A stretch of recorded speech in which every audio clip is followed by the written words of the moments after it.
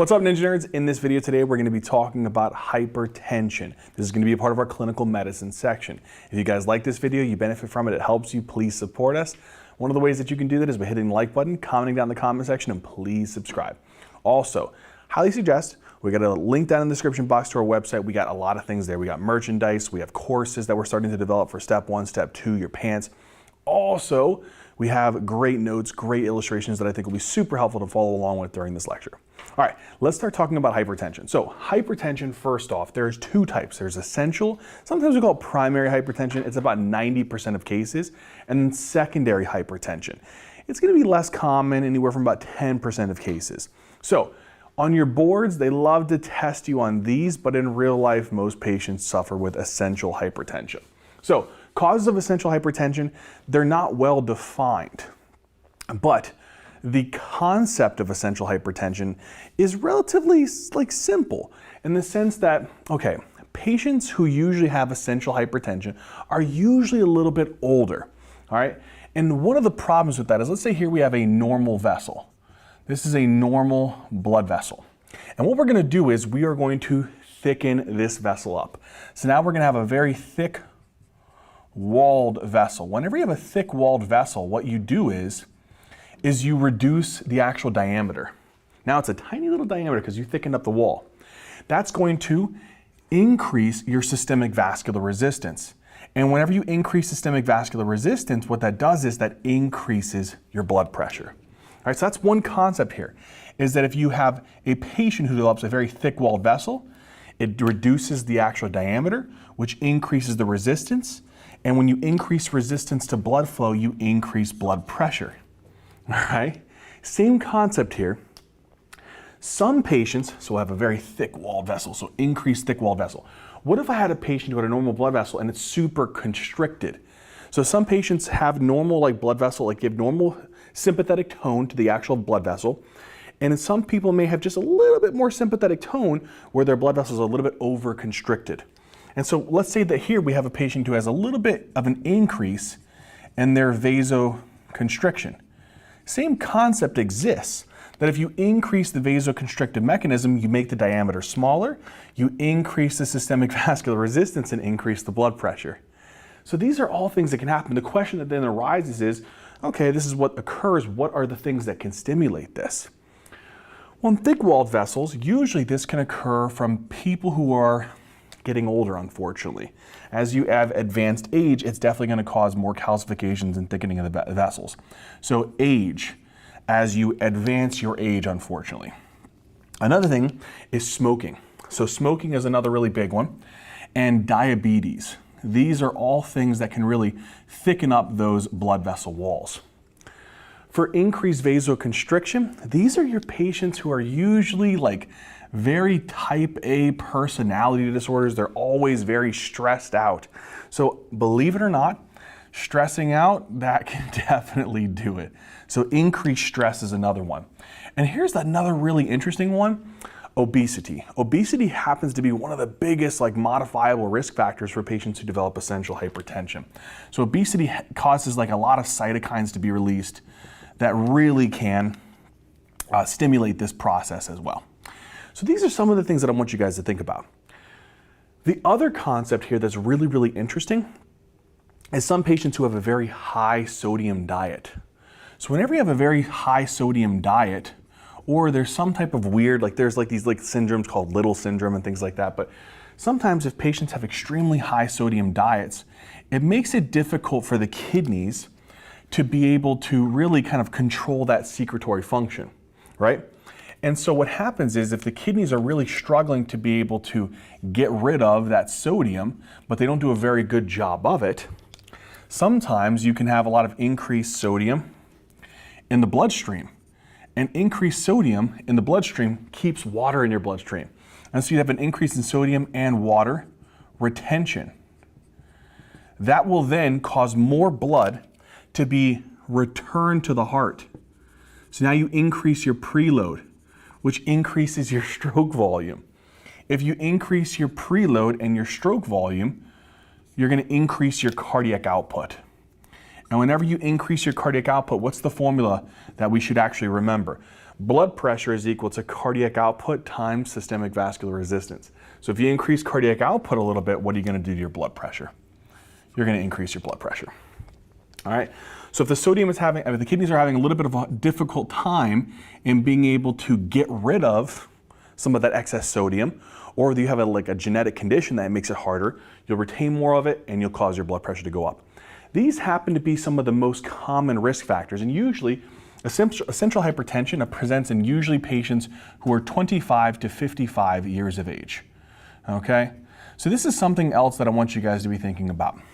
Now, we're going to come back to this chart in a second. It's going to wrap everything up together. But we're going to come over here for secondary hypertension. So secondary hypertension, the age range is a little bit different. They could fall in the 25 to 55-year-old range, but what's the bigger tip to think about is these patients generally have what's called refractory hypertension. What does that mean? That means that you put them on an antihypertensive agent and they don't get control of their blood pressure. You put them on another one. You put them on another one. Generally 3 antihypertensive medications and their blood pressure is not under control. Start thinking about these causes.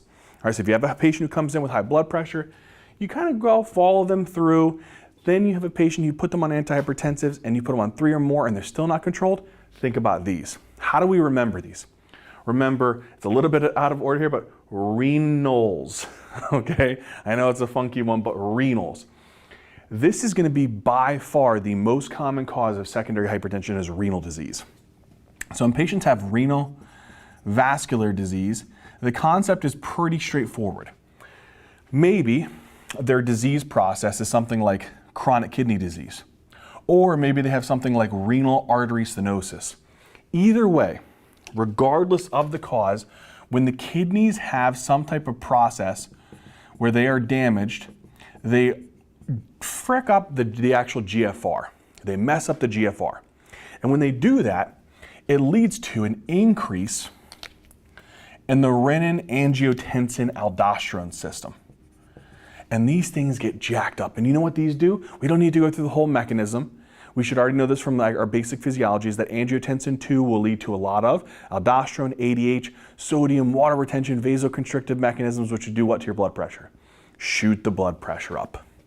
And that's what happens to these particular patients.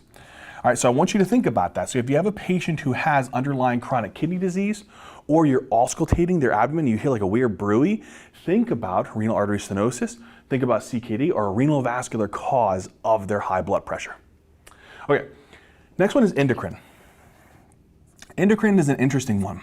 And whenever we think about endocrine, I think 2 particular organs, the thyroid and the adrenal gland.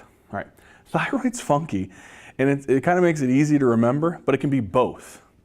Whenever you got thyroid, if it's too high, T3 and T4, or too low, both of these can cause hypertension. You're like, wait, what? This is weird, man.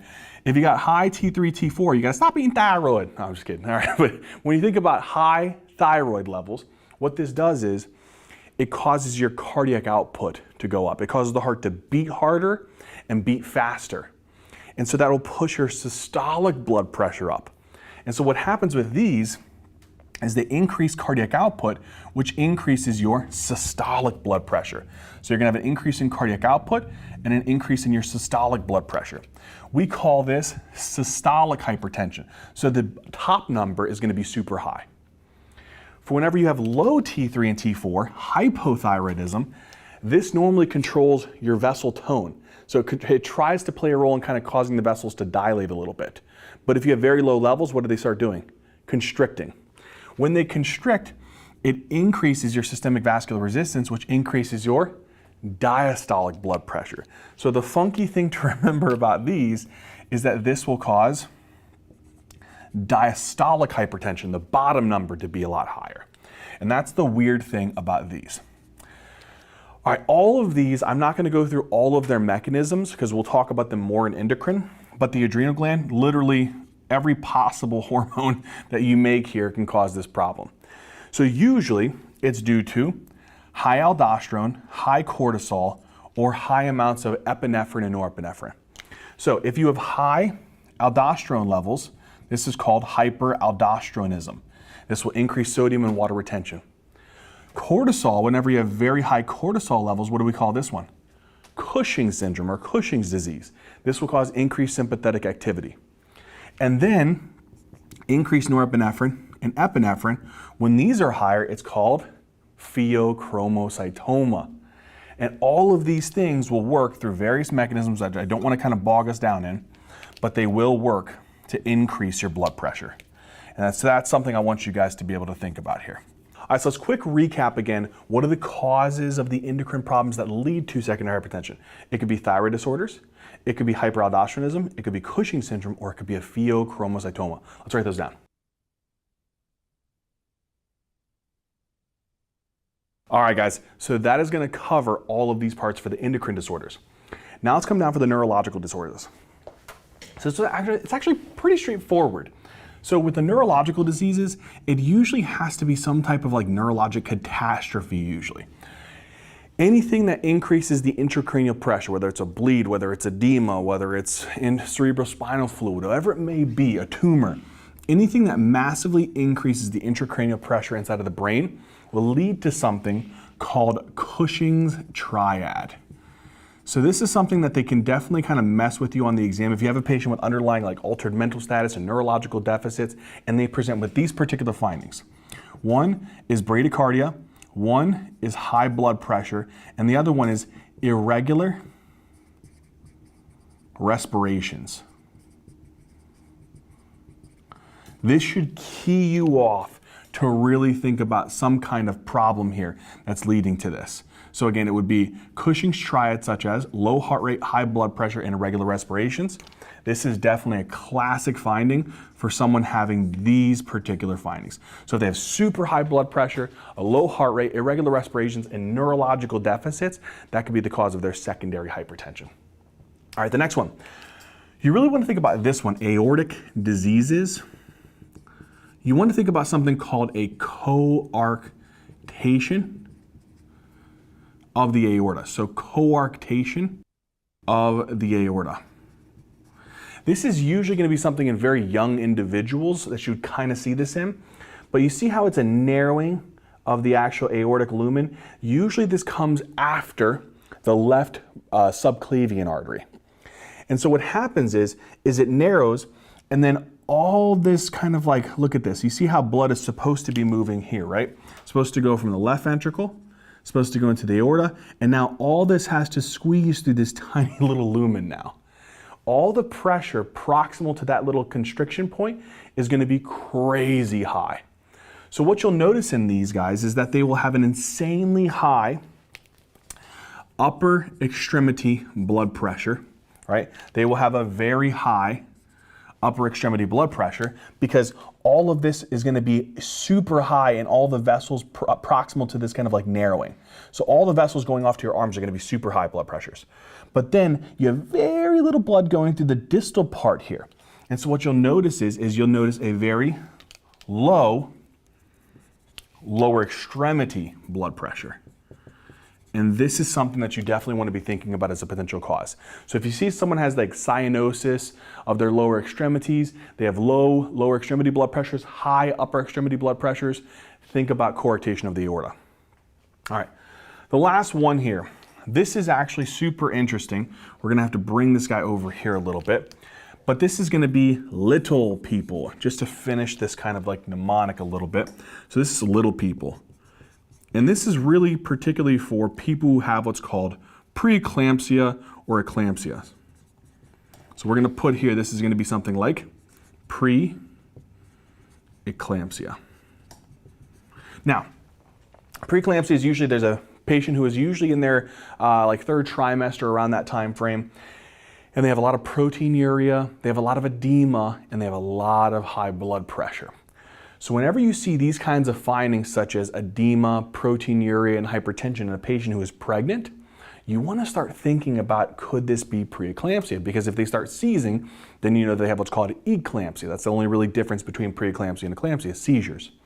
So look for this. And the reason behind this is super kind of interesting, where they think that what happens is the baby is getting insufficient blood supply.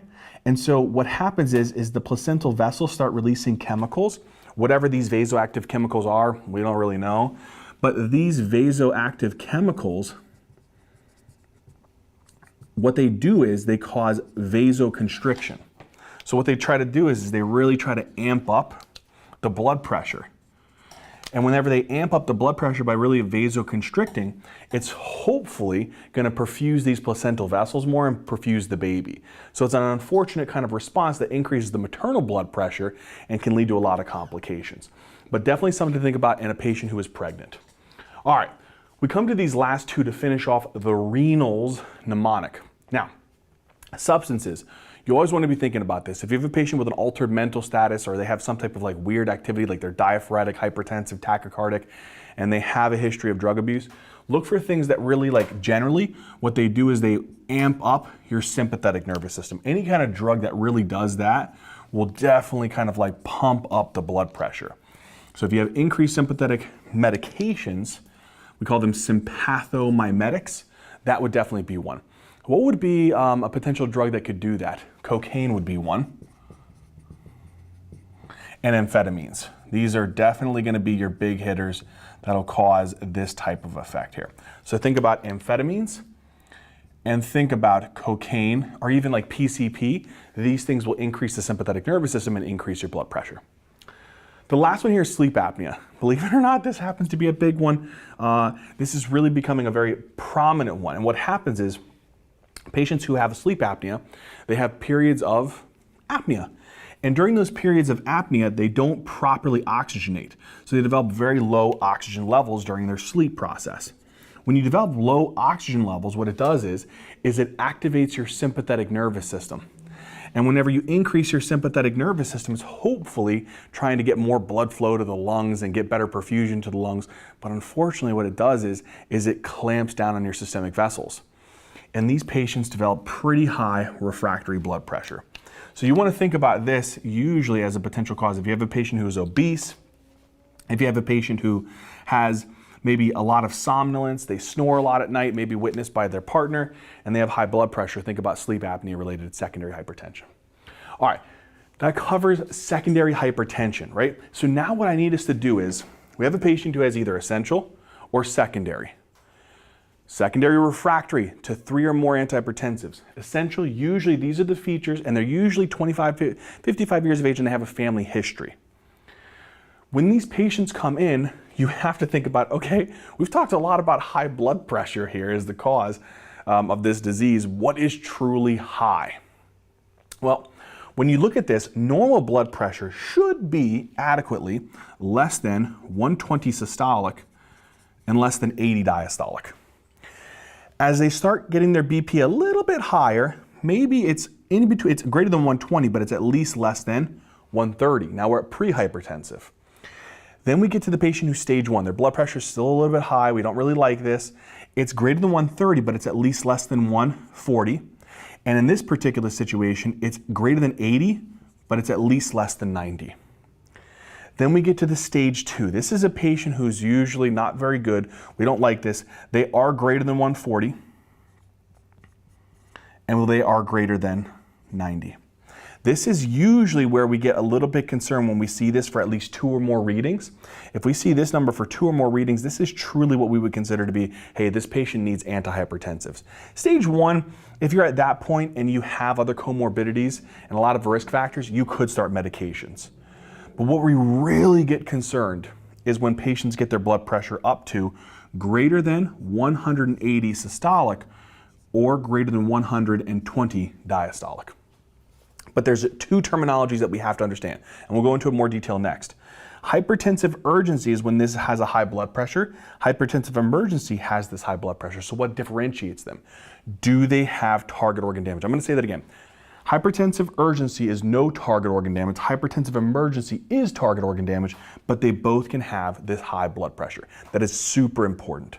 All right, we've covered the pathophys of all of this.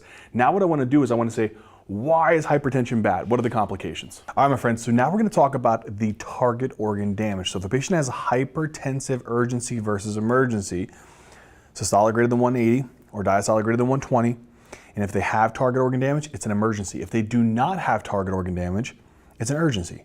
Now, patients who have target organ damage is usually going to come in a couple different flavors. One is cardiovascular disease, neurological disease, renal disease, and retinal disease. These are the common features of injury and complications from high blood pressure. One of these is when patients have chronically high blood pressure, what happens is your afterload, right? So the pressure inside of the aorta is going to be super, super high, right?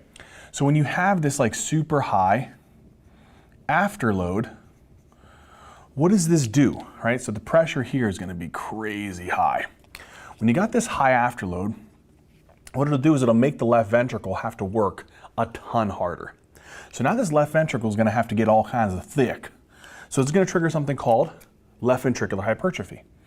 And that left ventricular hypertrophy will then make it almost impossible for the ventricles to be able to fill well, right? So now imagine this like space here, there's a very little space for blood to be able to come in. And so now this is going to be inhibited. And whenever you reduce filling, what can that lead to? Heart failure, right? Because it's going to drop the cardiac output. So these patients usually develop something called diastolic heart failure. This is super common, very, very, very common cause of patients developing heart failure. What's another terminology for diastolic heart failure that I want you guys to become very aware of? It's also called HFpEF, heart failure with a preserved ejection fraction, EF greater than 40%.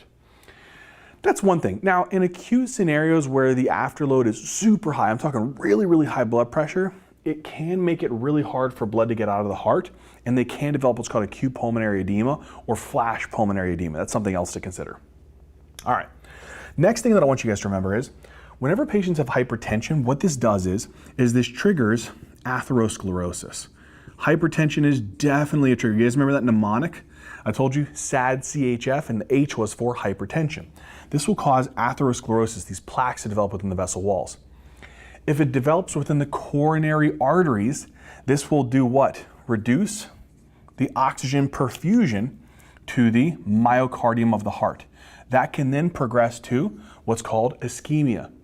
Now, ischemia of the actual myocardium can look a couple different ways, right? So we can have this bland term called coronary artery disease, which could be stable, or it could completely progress to an MI.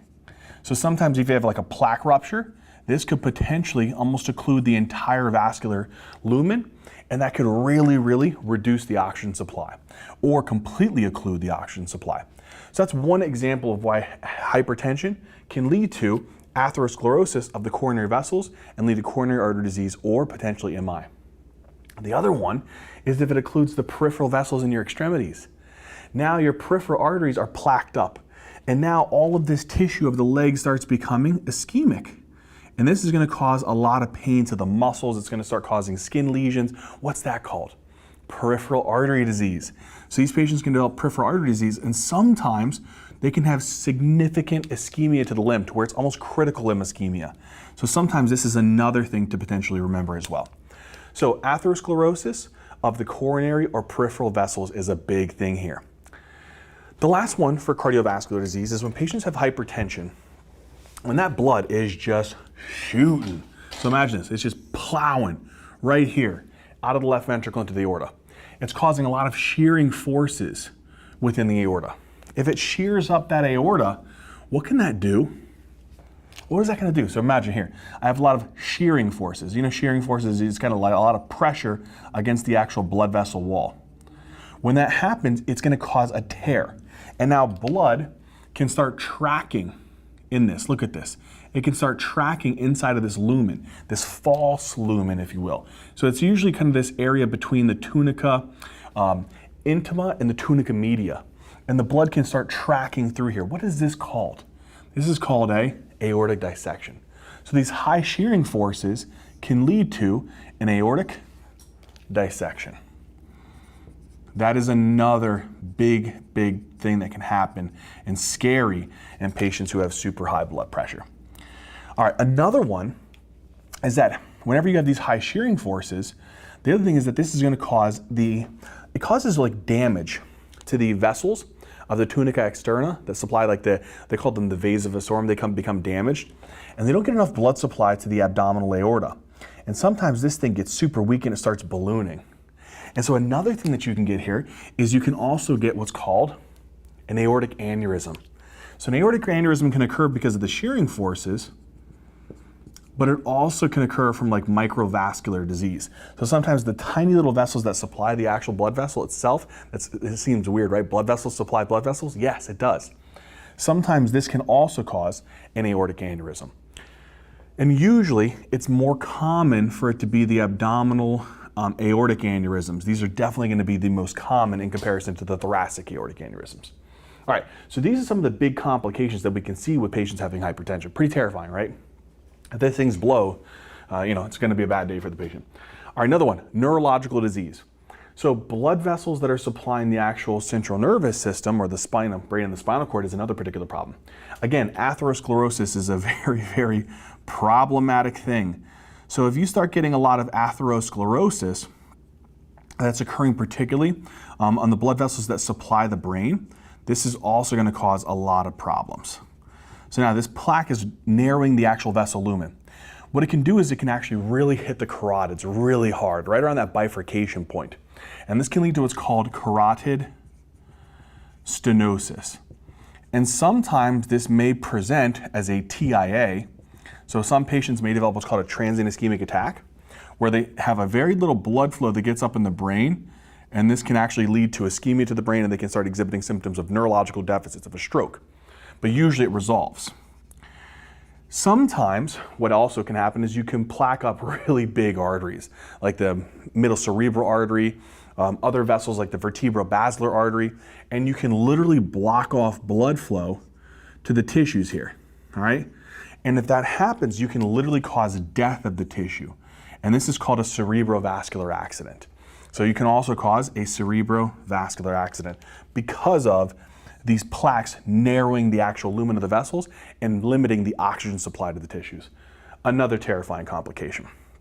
The other thing is, what if the pressure is so high that it's enough to rupture these blood vessels? Look at this, it just pops open, or it forms an aneurysm, and that aneurysm then bursts.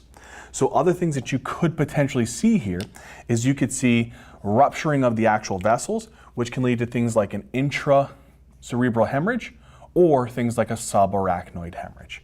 So these are all things that you want to be aware of whenever the patient has super high blood pressure. You rupture the vessels or you plaque up the vessels. Simple as that. All right, let's come back. We're going to come to retinal disease in a second. We're going to go over to renal disease. All right, this one's interesting. You kind of plaque up the vessels, but it's in a little bit of a different way. So whenever the patient has super high blood pressure, what happens is a lot of blood will be flowing through this thing called the afferent arteriole into the glomerulus, filtering and filtering and filtering tons of this filtrate into the glomerular area. What happens is that your GFR is just too high, and your kidneys don't like it when the GFR is way too high. So then what it does is it causes thickening or sclerosis of the afferent arteriole. So you're going to get what's called sclerosis of the afferent arteriole, or the renal vessels. We're going to put afferent arteriole, which is this guy here. What that does is that reduces the blood flow into the actual glomerulus and multiple areas of the glomerulus. This can lead to ischemia, and this eventually over time will cause renal injury. So renal injury. So you'll start damaging and destroying a lot of your renal cells. And what happens is when you cause this renal injury, this can potentially progress to like something like an acute kidney injury if it's really, really bad, or a chronic kidney disease, which is actually going to be one of the more common causes of chronic kidney diseases, right? So there's two big causes, diabetes and hypertension. So this is a really, really high risk factor for that. So you have increasing sclerosis of this, which then stimulates ischemia, which then stimulates renal injury and can lead to these factors here. So this is another problematic issue that can arise. One way that you could tell is that sometimes this blood pressure is really, really high that it can just blow open these renal arteries, these actual glomeruli. And sometimes blood can actually leak into the glomerulus and into the urine. And this is another feature that can sometimes be associated more with AKIs. So you also want to watch out for, look for, I'm going to write it here in red, hematuria, so blood in the urine. This also is a common finding here, that if a patient has an increase, because how do we define an acute kidney injury? It's an abrupt increase in the creatinine, right? CKD is there's a drop off in the GFR over time. So these are going to be big things to remember here.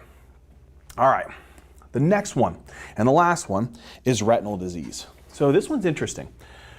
So in patients who have retinal disease, we have different grades of hypertensive retinopathy, right? So we call this retinopathy. There's grade 1, grade 2, grade 3, grade 4. Obviously, as you go towards this 4, it gets worse. The concept is the same though. Usually what happens is these retinal vessels that I'm zooming in on, you get sclerosis first, so they get kind of hard and they reduce some of the oxygen supply to the tissue, the retinal tissue. Over time it progresses, and the pressure continues to remain elevated that it causes small hemorrhaging. That's the second part.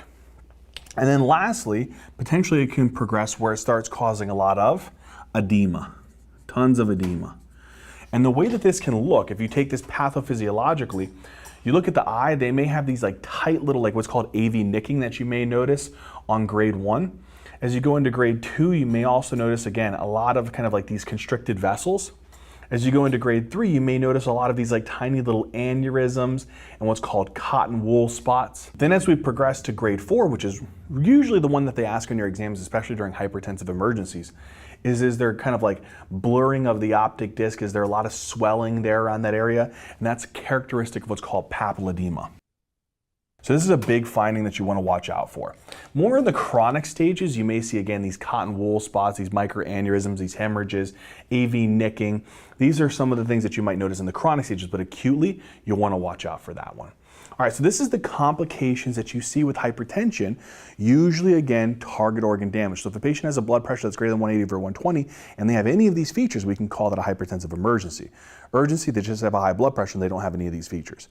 Over time with hypertension, it does cause a lot of chronic damage and you want to watch out for that. Let's talk about the diagnostic approach. All right, how do we diagnostically approach high blood pressure? When a patient comes in, you want to get a BP in both arms. Reason why is you don't want to miss a patient who maybe has a high blood pressure and it's maybe they have an aortic dissection or they have some type of like weird subclavian stenosis or something that's altering the blood pressure within both extremities. So just make sure you check both arms in the office. Do they have hypertensive readings? In other words, is it stage 1, stage 2, or is it in the crisis stages? If it's high, I would have them come back to the office in anywhere between 1 to 4 weeks. Earlier the better though. Recheck it again. If I recheck it again and it's still elevated, the patient has hypertension. So you need at least 2 or more readings that are at least spaced out between maybe 2 office visits, and it's confirmed that in those 2 office visits, the patient has elevated blood pressure in both arms, they have hypertension. The one thing that you don't want to miss is something called white coat hypertension. So sometimes patients can have blood pressure because they're getting nervous and anxious coming into the hospital or coming into the clinic to get their blood pressure checked. But when they're at home, their blood pressures are normal. And these patients, make sure that you rule that out and have them check their blood pressure at home. We call this ambulatory blood pressure monitoring, and just make sure that their blood pressure is actually either elevated if you think that they have hypertension at home, or is it normal at home and only elevated in the office. That might make you think about white coat hypertension. The last thing is if a patient has a blood pressure of greater than 180 over 120, you have to then suspect, do they have a hypertensive crisis? Is there no target organ damage? Oh, then it's a hypertensive urgency. Is it positive target organ damage? Then it's a hypertensive emergency. And that's how we would go about determining a patient's diagnosis of hypertension, ruling out white coat hypertension, and determining if they have a hypertensive crisis and which type of that crisis it is. All right, now we come into the bread and butter here of hypertension. How do we treat it? So we have a patient who comes in, they have normal BP, less than 120, less than 80. Everybody in every aspect of life should be getting lifestyle modifications. You should always be trying to lose weight, eat better. The DASH diet has been one of the diets that's been shown to provide benefit. Exercise, reduce the sodium intake, reduce alcohol. Same thing for pre-hypertensive patients. When you get to stage 1, again, less than 140, less than 90, but greater than 130, greater than 80, in these scenarios, it's still lifestyle modifications. Here's what's different. If a patient has an atherosclerotic cardiovascular disease risk of greater than or equal to 10%, you need to start an antihypertensive. The reason why is because they have other factors that are making their potential risk of stroke or MI or peripheral artery disease much higher. And in that scenario, controlling their blood pressure is super, super important. So that's when we'll start them on a drug. Usually the most common drugs for essential hypertension is ACE inhibitors or ARBs, thiazide diuretics, or a calcium channel blocker, usually amlodipine or nifedipine, are super common drugs to use.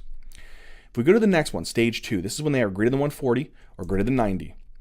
In these scenarios, you have to, again, institute lifestyle modifications, but right away start antihypertensives. You don't even care about their risk greater than or equal to 10%. If it's been consistently greater than 140 over 90, lifestyle modifications have not worked, you got to start antihypertensive right away. Again, use ACE inhibitor ARBs, thiazides, or calcium channel blockers. How do you know which one to pick?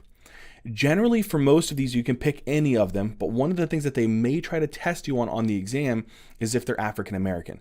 Calcium channel blockers such as amlodipine and nifedipine and thiazides have been shown to be significantly more beneficial in patients who are of African American type of ethnicity as compared to ACE inhibitors and ARBs because they have what's called low renin hypertension.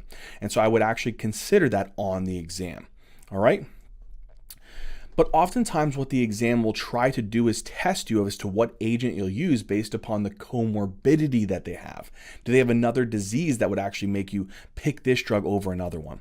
So for example, did they just have a myocardial infarction? If they did, we all know that beta blockers are great. ACE inhibitors and ARBs are great because they reduce ventricular remodeling, and also beta blockers reduce the risk of VTAC or VFib arrhythmias in general. Do they have heart failure? Same thing, beta blockers, ACE inhibitors, ARBs, but add on aldosterone antagonists. Those are the other ones to consider. Do they have coronary artery disease? Same thing, beta blockers, ACE inhibitors, or ARBs, but you can consider calcium channel blockers as well, diltiazem, verapamil, amlodipine.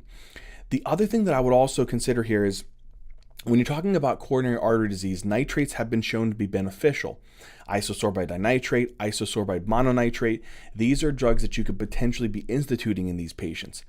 The whole point of using these drugs in patients who have coronary artery disease is if they have associated angina. So angina, ACE inhibitors and ARBs will not be beneficial in angina, but beta blockers reduce contractility, reduce heart rate, that reduces myocardial oxygen demand. Calcium channel blockers, same thing, reduce myocardial oxygen demand. And nitrates reduce preload, which reduces the amount of work that the heart has to do to generate a good stroke volume. So these are the drugs that you'd want to give if a patient has angina as a result of their coronary artery disease and has hypertension. Atrial fibrillation, it's usually beta blockers and calcium channel blockers that would be your go-to choice here. And if they have diabetes and CKD, there's usually particular drugs such as ACE inhibitors, ARBs, that have been shown to reduce proteinuria and reduce a lot of the actual destructive damage. So they actually help with improving the patient's progression of kidney disease. So they have renal protection, but they also reduce albuminuria. So these would be the drugs that you'd want to give here. Pregnancy. I want you to remember the mnemonic healthy moms love nifedipine.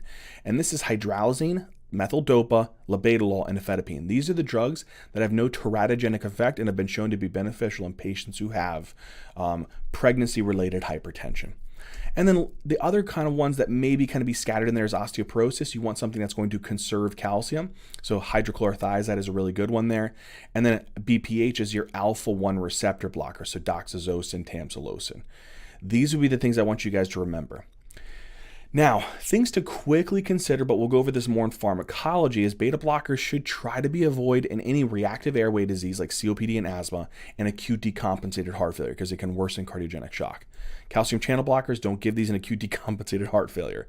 ACE inhibitors, ARBs, avoid this in patients who have an acute kidney injury or the potassium is super high. Same thing with aldosterone antagonists because these can increase your potassium and your creatinine. And then lastly, thiazides should be avoided in gout because they can cause hyperuricemia. All right, so how do we treat a patient who comes in with a blood pressure of greater than 180 over 120? I got to know, do they have target organ damage? Do they have any neurological deficits, any confusion, encephalopathy, any chest pain, or any signs of EKG changes? Do they have pulmonary edema or any evidence of acute heart failure? Do they have an aortic dissection or aortic aneurysm? Do they have an acute kidney injury? If they do, then we're going to go a different pathway. But if they don't, it's a hypertensive urgency. Aim to drop their blood pressure to less than 160 over 100, but use oral medications as needed. Okay, there's no need to rush to drop the blood pressure quickly.